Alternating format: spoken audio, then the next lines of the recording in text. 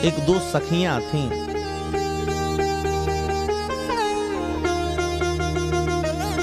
दोनों सखियां माखन बेचती थीं, दही बेचती थीं, छाछ बेचती थीं, और लेकिन भगवान के भजन में ऐसी मस्त रहती कि जब माखन बेचने के लिए बोलती तो प्यारे दधी को नाम बिसर गयो, हरि लो बोले।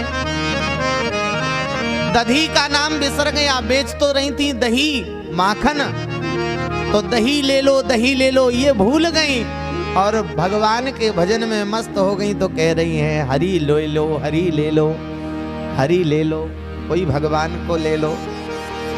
हाँ, एक सखी दूसरे से कहती है बहन तूने भगवान को देखा? दूसरी कहती है बहन मैंने देखा तो नहीं, लेकिन मैंने सुना है कि संतों के थैले में भगवान होते हैं, संतों के पास भगवान होते हैं। तो मार्ग से माखन बेचते बेचते जब जा रही थी तो एक संत महात्मा जी थैले, कंधे पर थैला लटकाए चले जा रहे थे। प्रातःकालीन का समय था। संत जी शौचादि से निवृत्त होने के लिए नदी के पास गए और नदी किनारे थैले को रखा और शौच क्रिया के लिए चले गए। दशा मैदान सखी ने कहा देखो यह संत का थैला है, इसमें लड्डू गोपाल ठाकुर जी होंगे। दोनों सखियां उस थैले के पास पहुंच गईं। थैले के पास पहुंच करके उन्होंने जल्दी जल्दी थैले को खोला तो थैले में एक छोटा सा डिब्बा था। डिब्बा, छोटे से टिफिन में लड्डू गोपाल जी रखे हुए थे। अब जैसे ही टिफिन का ढक्कन खोला और देखा भगवान के हाथ पैर अकड़े हुए। लड्डू गोपाल जी को देखा, टांग टेढ़ी है, हाथ टेढ़े हैं, हाथ में लड्डू लिए।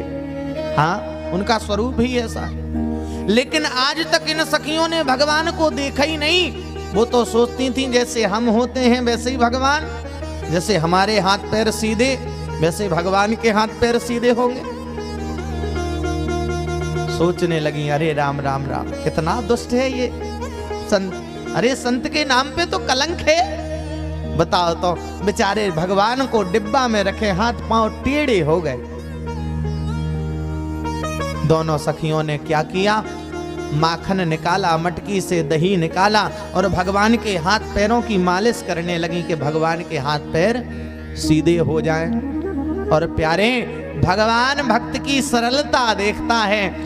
भगवान के भक्त के हृदय में अगर कभी कपट नहीं है, उसका हृदय सरल है, तो भगवान उसके वशीभूत हो जाते हैं। भगत के बस में है भगवान, भक्त बिना ये कुछ भी नहीं है। भक्त है इनकी जान, भगत के बस में है भगवान। उन दोनों गोपियों ने जब भगवान के अंगों की मालिश की तो प्यारे लड्डू गोपाल जी के हाथ पैर सीधे हो गए।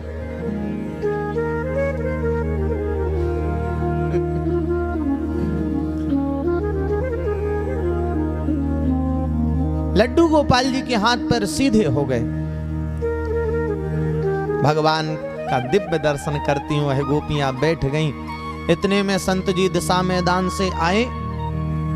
संत जी ने सोचा कि ये क्या कर रही थी, हमारे थैले का सामान खोले हैं, लगता है कोई चोर है। संत जी दौड़े दौड़े भागे भागे आए और जैसे ही ठाकुर जी ने संत जी को देखा, सो जैसे टेढ़े थे सो वैसे ही टेढ़े जाके ता हो गए। अरे गोपियन ने देखो, अरे बहुत डरा धमका के रखे ठाकुर जी को। संतों को डांटती हैं, निबुरे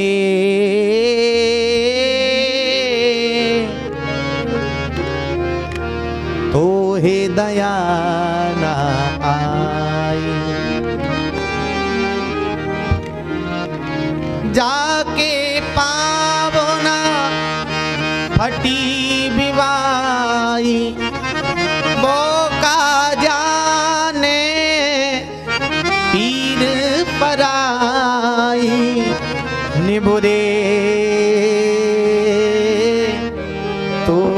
दया ना आई।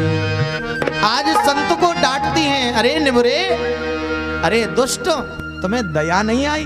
भगवान को डरा करके धमका करके रखते हो। बताओ तो, इस छोटे से टिफिन में तुमने उन्हें बंद कर दिया, उनके हाथ पैर टेढ़े पड़ गए। हमने जैसे तैसे मालिश करके और सीधे किए थे, तुमने अपनी दर्शन करा के पुनः उनके हाथ पैर टेढ़े कर दिए।